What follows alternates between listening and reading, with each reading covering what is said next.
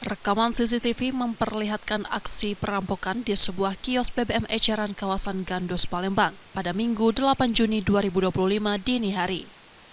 Pelaku yang mengenakan helm dan jas hujan tampak menodongkan senjata tajam ke arah penjaga kios.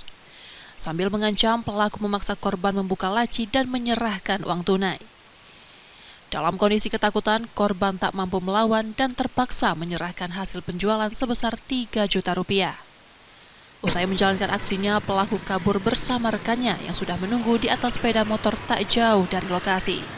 Bermodalkan rekaman kamera pengawas, korban melaporkan peristiwa ini ke polisi. Dia langsung datang, bawa barang, langsung ngancam. Bawa barang ada berapa orang nggak?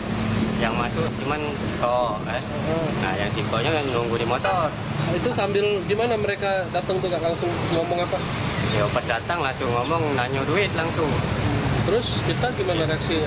Ya langsung kita diem aja, mana dia nunjuk ke parang di kita. Ancamannya seperti apa? Ancaman dia tuh nanya duit kan. Nah pas di mana duit kau, ujinya kan. Tunjuklah ujinya. Kalau udah ditunjuk ke ujinya, mati kau, dia ngomong itu. Ya kita diam. Setelah itu dia nyari-nyari ketemu kotak itu kan, langsung dimbeknya. Berapa total ya? Kalau totalnya 3 lebih itu.